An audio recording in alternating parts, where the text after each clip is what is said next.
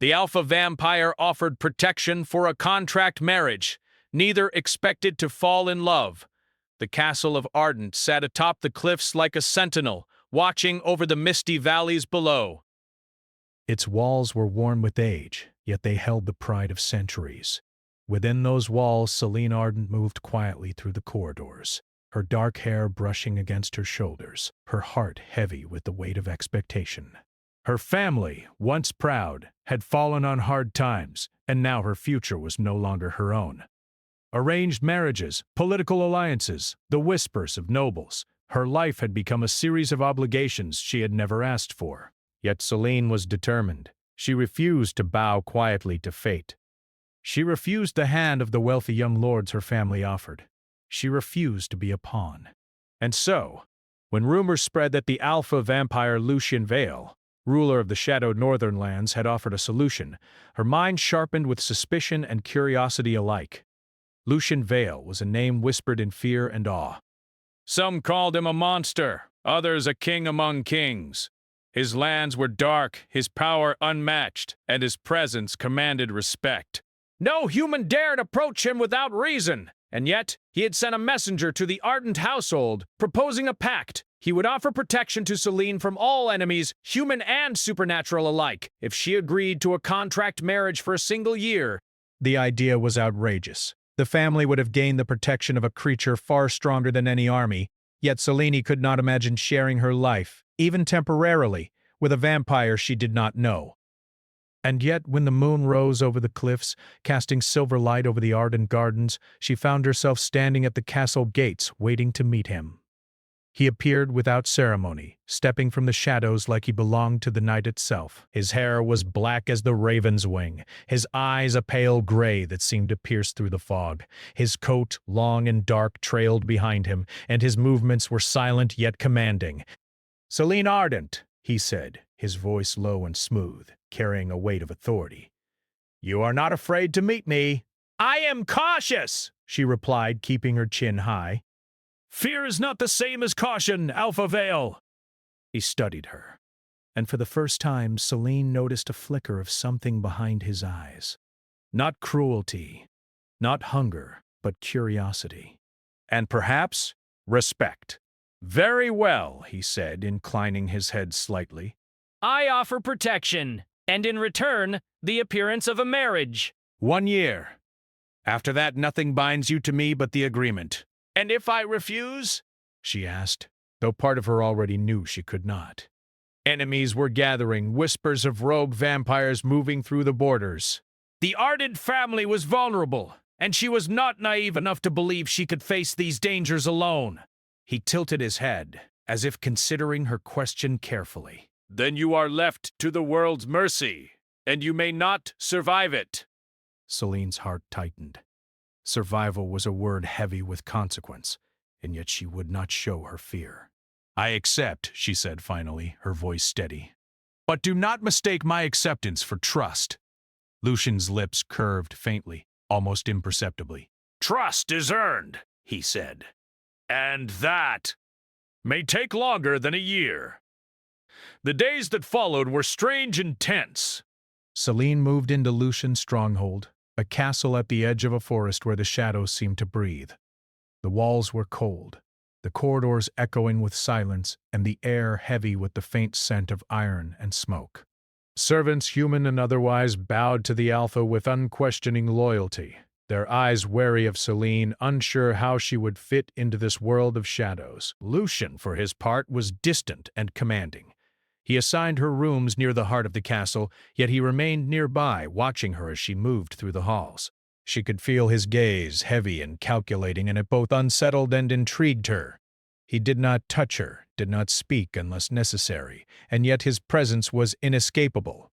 One evening, as the first cold winds of autumn swept through the castle, Celine found herself standing on the balcony overlooking the valley. The moon hung low, casting silver light over the trees, and the fog crept like living mist through the valley below.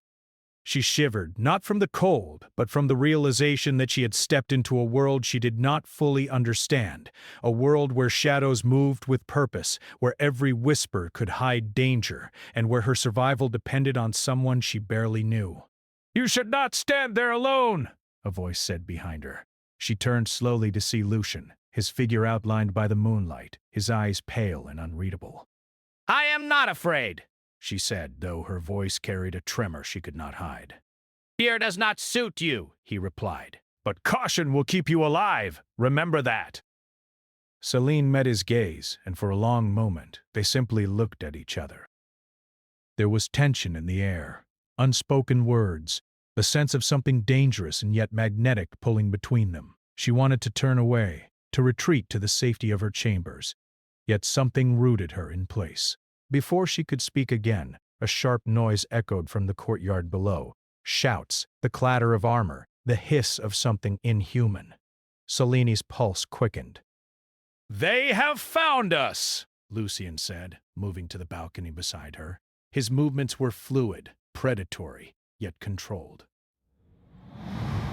"Rogue vampires! They are testing the walls!"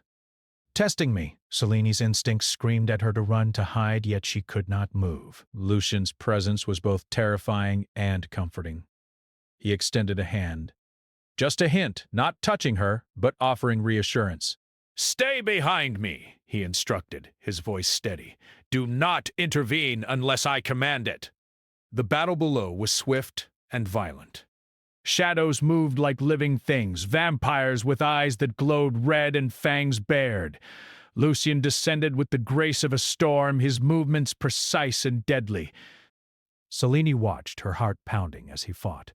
He was not just powerful, he was lethal, and yet he moved with a code, a restraint that made it clear he did not fight for blood alone, but for control, for honor. One rogue vampire broke through the defenses, moving toward Celine with frightening speed. Before she could react, Lucian intercepted, throwing the creature aside with effortless strength. He stood between her and the threat, pale eyes meeting hers, and in that moment Celine saw a flicker of something she had not expected. Vulnerability. Even the Alpha, the fearsome, untouchable Alpha, risked himself for her. When the last of the rogue vampires fled into the night, Lucian turned to her. His chest rose and fell with steady control, his expression unreadable. "You are unharmed," he said simply, though the faintest edge of concern touched his voice. I am fine," Celine replied, her legs weak, her mind still racing. I am not your savior," he interrupted softly, his eyes meeting hers with an intensity that made her breath catch. "I am your protector. And the difference is important." Celine nodded, unsure whether she understood, but unable to deny the stirrings of something inside her, a mix of fear, awe, curiosity. The night settled over the castle once more, the moon casting silver shadows over the stone walls. Celine returned to her chambers, yet sleep would not come. She thought of Lucian, the way he moved, the way he fought, the quiet weight of his gaze. She thought of the contract, the arrangement, the fragile boundaries that had been set between them. And she thought, with a strange mixture of dread and longing, that perhaps nothing in her life would ever be as simple as it had once seemed. Outside, the wind whispered through the trees, carrying the faintest hint of danger. And somewhere in the darkness, Lucian watched the castle from a high tower, silent, vigilant, thinking of the human woman who had agreed to a contract she barely understood, and of the unexpected pull of something he had not allowed himself to feel in centuries. The night held its secrets close, but one truth was clear. The contract was only the beginning, and neither of them would leave it unchanged.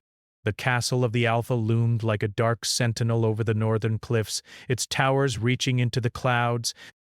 Inside, silence filled the corridors, broken only by the occasional footsteps of servants or the distant howl of wolves in the forests beyond.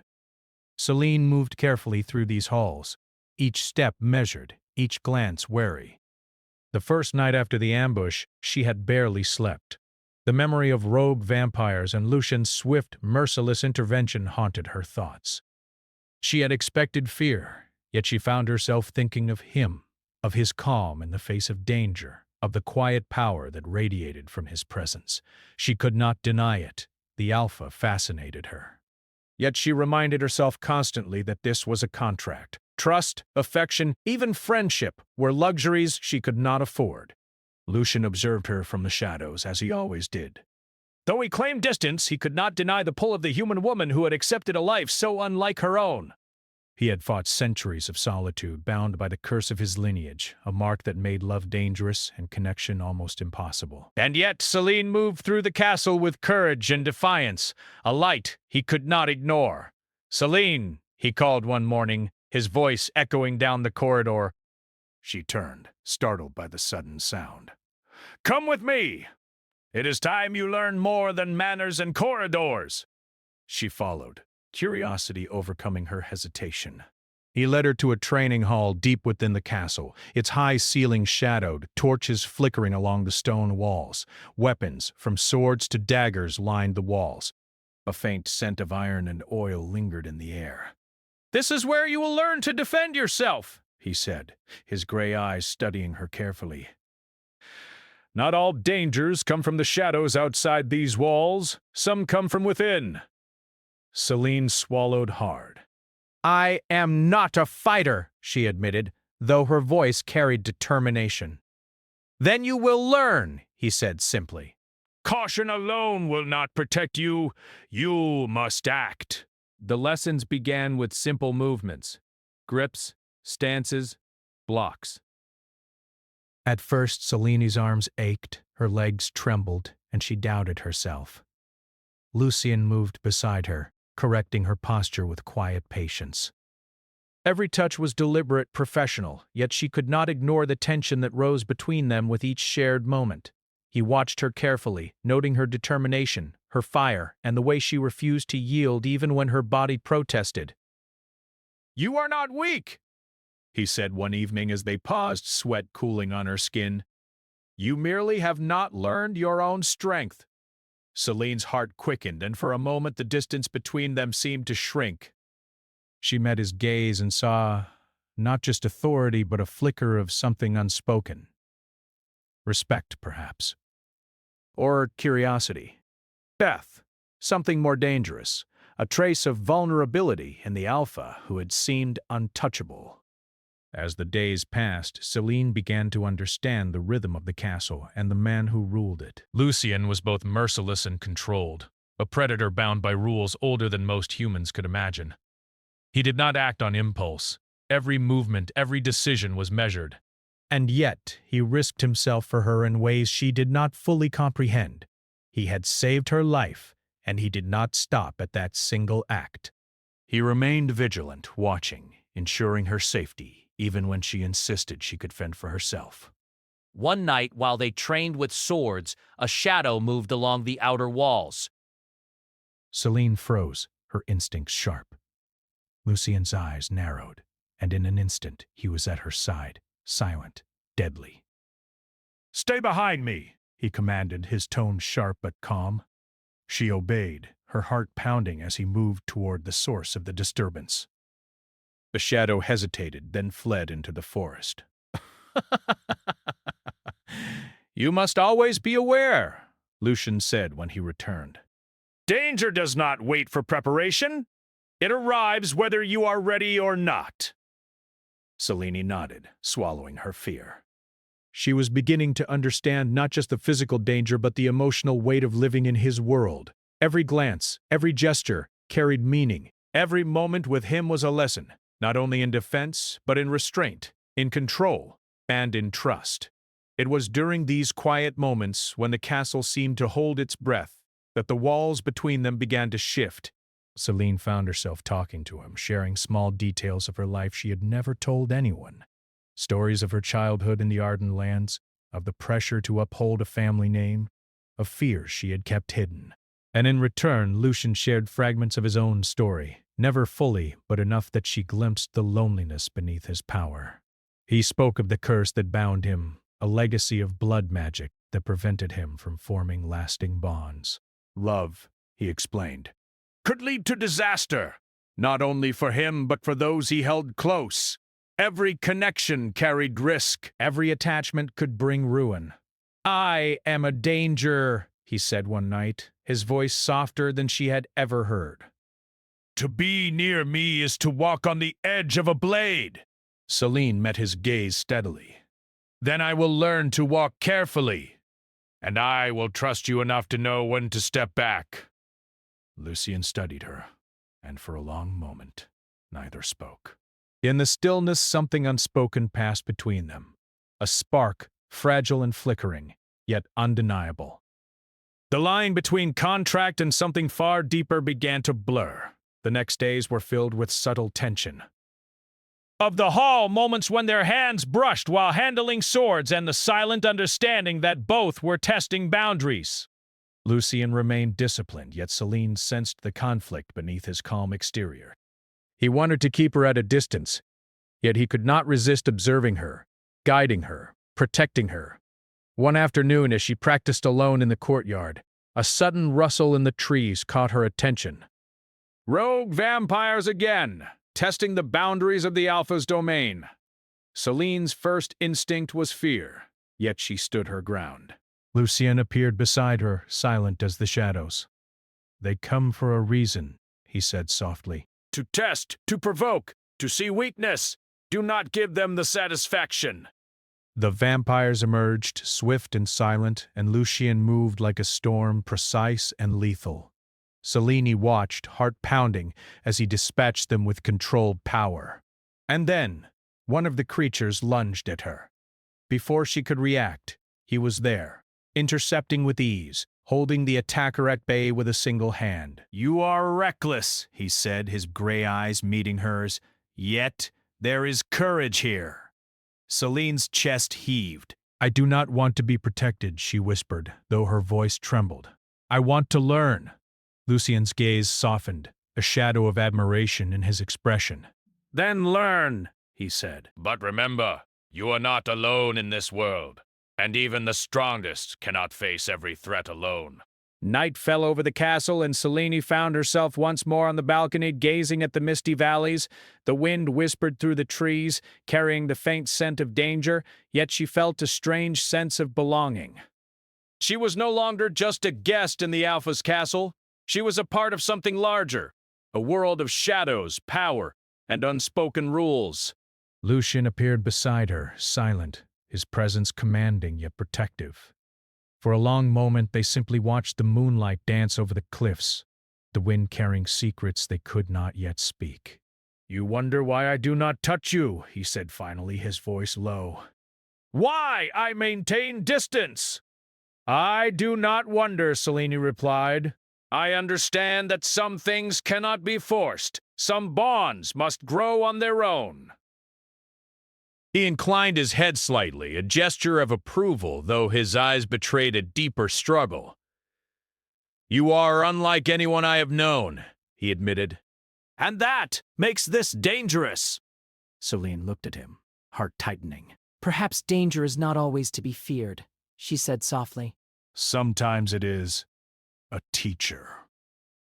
Lucien's gaze lingered on her, and for a brief, fleeting moment the barriers of centuries seemed to shift. The Alpha who had commanded fear and obedience, the creature bound by curse and duty, allowed himself a trace of something forbidden. Curiosity, fascination, and the stirrings of emotion he had long denied. The night stretched on, and the castle breathed around them, silent but alive. Celine knew that the rogue vampires were still out there, testing, waiting. She knew that each day with Lucien would challenge her, push her, and awaken feelings she could not yet name. But she also knew something else. The contract, which had seemed a cold arrangement, had already begun to change both of them. It was no longer merely a matter of protection and duty. It was a bond, fragile and tentative, forged in shadows and tension, and yet undeniable in its depth. And somewhere in the darkness, Lucien thought the same. For the first time in centuries, he considered that perhaps the human woman beside him was not just a responsibility, but a challenge to the very curse that had held him captive for so long. The wind carried the scent of the forest into the castle, sharp and earthy, as if the night itself had come alive. Celine Ardent moved through the corridors with purpose, her heart steady, though the tension of the past days lingered. Rogue vampires were not the only threat anymore. Rumors of a rival clan, more cunning and dangerous than any they had faced, had reached Lucian's ears. The Alpha's eyes, usually calm and unreadable, now held a shadow of concern. "Selene!" he said, calling her to the Hall of Strategy. The room smelled of old parchment and burning oil. Maps of the northern lands lay spread across a long oak table, marked with symbols she did not fully understand. Lucian's finger traced a path along the borders. "They are moving," he said quietly. "A rival clan gathers in the forests. They wish to challenge my rule and test you." Selene's heart clenched. She had grown stronger, but the idea of facing true danger terrified her. Yet when she looked at Lucian, standing tall and composed, she felt an unfamiliar surge of determination. She would not be a liability. "How can I help?" she asked, her voice steady despite the fear in her chest. "By learning," Lucian replied. "By preparing. By trusting me and by trusting yourself." The days that followed were grueling. Lucian trained her not only in swordplay but in tactics, stealth, and awareness. He pushed her, demanding precision, focus, and courage. At first, Selene struggled. Her muscles ached, her confidence wavered, and the fear of failure gnawed at her. But Lucian was patient, his guidance firm yet calm, and slowly she began to adapt. "What I teach you is not just for survival," he said one night, standing close as the moonlight streamed through the high windows. "It is to understand the balance of strength and restraint, to know when to act and when to wait." Selene nodded, catching the subtle intensity in his gaze. "And if I fail?" she asked softly. He looked at her, his gray eyes locking with hers. "Failure is a teacher, not a punishment, but hesitation." Hesitation can be fatal. The bond between them grew with each lesson. Selene began to see the man beneath the Alpha. He was disciplined and controlled, yes, but also thoughtful, intelligent, and even lonely. She noticed the way his eyes lingered on the horizon when he thought no one watched, the way his hands flexed subtly when he was deep in thought. He was not just power, he was complexity, and that complexity drew her in, even as she fought to remain detached. One evening, the tension of training gave way to quiet conversation. They sat in the courtyard, the sky painted with shades of crimson and violet as the sun dipped behind the mountains. "You do not speak much of yourself," Selene said, breaking the silence. "I have little to say," Lucian replied, his voice low. "Centuries of solitude teach restraint. Words are fragile. Actions, however, endure." Selene studied him, sensing the truth beneath the words. "And yet, you act to protect me. You risk yourself. That is more than words." Lucian's expression softened, a fleeting shadow passing over his features. "Perhaps," he admitted. "But it is also my duty, my curse. It teaches me the cost of failure. And you are not merely another responsibility. You are a challenge I cannot ignore." Selene's heart skipped. A challenge. The word carried weight, danger, and fascination all at once. She wanted to ask more, to understand. But before she could, a distant sound echoed through the forest. A rustle, a whisper, a threat. "They come," Lucian said, rising instantly. His movements were fluid, precise, as he drew a dagger that gleamed under the last rays of sun. "Stay close. Do not speak unless I command it." Selene followed, fear and excitement mingling in her chest.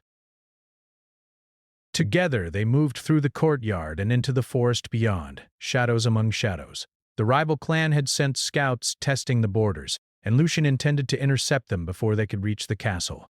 The forest was alive with sound. Leaves rustling, distant howls, the snap of a twig underfoot. Selene felt her pulse quicken, yet she held herself steady.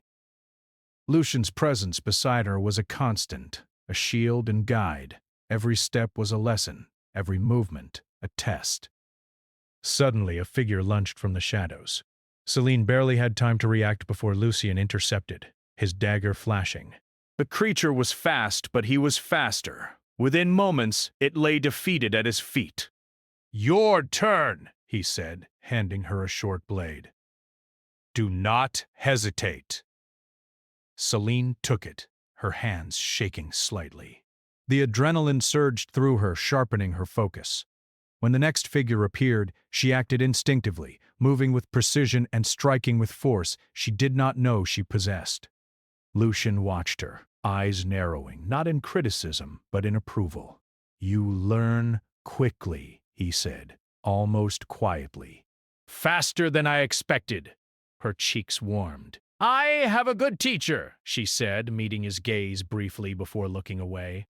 The forest fell silent once more, the threat gone, at least for now. Selene realized she was no longer afraid in the same way. She was alert, aware, and ready. Yet the excitement and fear had also drawn them closer. Their shared glances, the brief touches of hands while passing weapons, the silent communication in battle, it all deepened the bond between them, a bond neither had expected. That night, back in the castle, Selene lay awake in her chambers thinking of Lucian. He was distant, powerful, and cursed, yet he had shown her a side of himself that few could imagine. She wondered if he even realized the effect he had on her. And she wondered if she had the courage to face what was growing between them, a bond that was no longer just about a contract. Lucian, in his tower, watched the moon rise, thinking of her as well.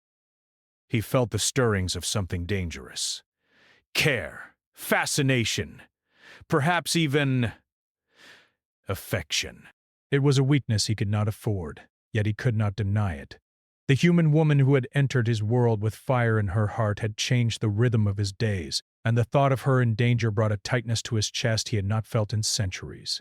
Days passed with training, strategy, and quiet tension. Celine's skill grew, as did her confidence. She could see the careful glances he gave her, the subtle acknowledgement of her progress, and slowly they began to speak of other things, of history, of dreams. Celine learned of the curse that had haunted him since he became Alpha, a magic that bound his heart, a warning that love could bring disaster not just to him but to those he held close. "And yet," she said one evening as they walked through the moonlit gardens, "you protect me anyway." Lucian's eyes met hers, gray and piercing. "Because I must," he said softly. "And because perhaps I am curious to see how far you will go, how strong you truly are." The words were simple, but the meaning was not. Curiosity, admiration, caution, and restraint mingled in his voice, a tangle of emotion he could not easily untangle. Celine's heart responded, though she did not understand why. A few nights later, a messenger arrived with news of the rival clan moving closer to the castle. Celine and Lucian readied themselves, preparing for the confrontation that would test not only their skills but their bond. "Together," Lucian said quietly, placing a hand briefly on her shoulder. "We face them together." Celine felt the weight of the gesture, subtle but deliberate. She nodded, heart steady. Together. When the attack came, it was swift and chaotic. Shadows moved through the forest, figures striking with precision. Celine fought beside Lucian, trusting his guidance, relying on her own growing strength. Every movement was a test of skill, courage, and understanding. And yet, even in the chaos, she noticed something remarkable. Lucian never left her side. He protected her, guided her, and even in battle, allowed her to act, to grow, to prove herself. When the last of the attackers fled, the forest fell silent once more. Celine's chest heaved with exertion, her body aching but her spirit soaring. She had faced danger and survived. She had faced it alongside the Alpha. Lucian turned to her, expression unreadable yet intense. "You have done well," he said quietly. "Perhaps more than I expected." Celine's lips curved slightly in relief. "I had a good teacher," she replied, echoing her earlier words. For a moment, they stood together, the night wrapping around them. No words were needed. The bond between them had strengthened, forged in fire and shadow. They were no longer merely teacher and student, protector and protected. They were companions in a world of danger, bound by trust, courage, and an unspoken connection that neither could yet name. And yet, even as the forest quieted, a sense of unease lingered. The rival clan had tested them, but this was only the beginning. Greater threats, older and more cunning, waited in the shadows. And Lucien knew, with the certainty that chilled him, that Celine's place beside him would be tested in ways neither of them could yet imagine. The night stretched on, silent and watchful, carrying the whispers of the forest and the promise of trials yet to come. Celine and Lucien, bound by contract and circumstance, now faced a future where trust, courage, and perhaps even forbidden feelings would determine their fate. The bond between them, fragile and powerful. It was about understanding, respect, and the slow, careful forging of something neither had expected, an unbreakable connection in a world of shadows. The northern forests were thick with mist, the shadows deep and silent. Even in the daylight, the trees seemed to whisper secrets, and the air carried a sense of anticipation, as if the land itself knew that a storm was coming. Celine Ardent walked beside Lucien Vale, her steps cautious but steady. The castle lay behind them, its walls distant, yet it had never felt more like home, not because of stone and mortar, but because of the man who walked beside her. "Do you feel it?" she asked quietly, glancing at him. "The forest, it's different today." Lucien's gray eyes swept the trees, sharp and alert. "They are close," he said. "The rival clan is more organized than before. They have sent scouts, spies, and hunters. They will not leave this challenge half-finished." Celine tightened her grip on her dagger, the confidence she had gained from training and countless lessons bolstering her resolve. "Then we fight," she said, her voice calm but firm. "Together!" Lucien studied her, and for the first time he allowed a shadow of something more than approval to cross his face. Pride, yes, but also concern, and perhaps something softer, something dangerous. "Together," he agreed, placing a brief, grounding hand on her shoulder. The battle began as the shadows deepened. Figures moved silently through the mist, shapes blending with the trees. Celine's heart raced, but she did not falter. She moved with purpose, striking when necessary, defending herself and others. Lucien was beside her, a constant presence of skill, power, and strategy. Yet he did not dominate the fight entirely. He allowed her to act, to learn, to prove herself. A rogue vampire lunged from the shadows faster than Celine expected. Her dagger was steady, guided by instinct and training, and she struck true. Lucien moved beside her, intercepting another attacker before they could reach her. Their movements were in sync, a silent understanding forged in trust and necessity. When the battle seemed to reach a momentary pause, Lucien turned to her. "You have grown," he said quietly, his voice carrying weight beyond the words. "Stronger than I anticipated." Celine looked at him, breathing heavily, her body aching but her spirit soaring. "I learned from the best," she replied, a hint of warmth in her tone. For a fleeting moment, the world outside, the danger, the shadows, the contract, seemed to vanish. They were no longer teacher and student, alpha and protected. They were equals in courage, respect, and connection. And in that moment, something shifted. But the forest did not rest. The rival clan had sent its strongest members, figures shrouded in dark cloaks, their movements precise and deadly. Lucien and Celine readied themselves, knowing that this confrontation would test not only their skill but their bond. The clash was fierce. Shadows and steel collided with a rhythm both violent and precise. Celine moved with confidence, striking and parrying, aware of Lucien at every step. They fought as one, their trust absolute. Yet, even in victory, danger loomed. One of the clan's leaders broke through, a figure taller and more menacing than any before. Lucien's eyes narrowed. "Celine, stay behind me," he commanded. "I will not hide," she said firmly. "I fight with you." He hesitated, seeing the determination in her eyes. "Very well," he said, his tone softening slightly. "But trust me to guide you." Together they faced the leader. Lucien's movements were a storm of strength and skill, yet he left openings for Celine to act. She moved with precision, following his cues, striking when necessary. Finally, with a coordinated effort, they subdued their opponent, ending the attack. Breathing heavily, Celine turned to Lucien. "We did it!" she whispered, a mix of relief and triumph in her voice. He looked at her, his gray eyes softer now, tinged with something dangerous and profound. "Yes, together," he said. The forest grew quiet once more, the mist curling around them like a living thing. Celine realized that the battle had changed them, had forged something far stronger than skill or strategy. They had trusted each other, relied on each other, and emerged not just victorious, but connected in a way neither had anticipated. That night they returned to the castle, weary but triumphant. Celine's chambers had never felt more welcoming, yet she found herself seeking the quiet presence of Lucien.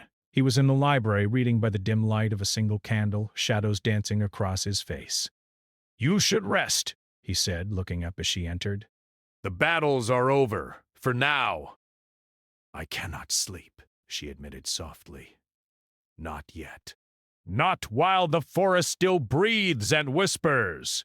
Lucien gestured for her to sit beside him. "Then speak," he said. "Tell me your thoughts." Celine hesitated, then found herself speaking of the past months. The fear, the training, the victories, the quiet moments of connection. She spoke of the moments when she had felt truly alive, when she had felt trust and safety for the first time in her life. Lucien listened, silent, absorbing every word. When she finished, he reached out, resting a hand briefly over hers. "You have changed me," he said quietly. "Not through words, nor through commands, but simply by being yourself." Celine's heart beat faster. "And you have changed me," she whispered, "by teaching me, guiding me, and protecting me." For a moment, the castle held its breath. The contract, the obligations, the fears, all seemed distant. They were no longer bound by duty alone, but by something far more profound: choice, trust, and understanding. The next morning brought new challenges. The rival clan had retreated, but their threat lingered. Lucien knew that while today they were victorious, tomorrow might bring new trials. And yet, in the quiet of the castle, he allowed himself a rare thought. Perhaps he could face those trials not alone, but with Celine by his side. "Celine," he said as they walked through the gardens, the early sunlight casting a golden glow over the leaves. "The contract ends soon." She looked at him, uncertainty flickering in her eyes. "And then?" "Then the choice is ours," he said. "No agreements, no obligations. Only what we decide together." Celine's heart leapt. The idea of freedom, of choice, of deciding her own future alongside him, was overwhelming and exhilarating. "I would choose to stay," she said softly, her voice steady. "Not because of duty, but because I wish to." Lucien's expression softened, a rare warmth touching his features. "And I would choose the same," he admitted. The words were simple, yet carried a weight neither had dared to speak before. Centuries of solitude, centuries of fear, centuries of caution, all gave way to a fragile, precious trust. They stood together, the castle and forest around them, and for the first time, neither felt bound by duty alone. Days passed and the castle returned to its quiet rhythm. Celine and Lucien moved through their routines, their bond deepening in subtle everyday ways. Shared meals, quiet conversations, moments of laughter and understanding. Each one reinforced the connection they had forged through danger, trust, and mutual respect. One evening, as the sun dipped behind the mountains, painting the sky in shades of crimson and gold, Lucien led Celine to the balcony. The wind was gentle, carrying the scent of the forest and the distant sea. "Look at this," he said softly, his hand brushing against hers. "All of this is ours, if we choose it." Celine gazed at the horizon, the valleys, the mountains, and the forest stretching endlessly. "It feels like freedom," she said. "Freedom," he repeated.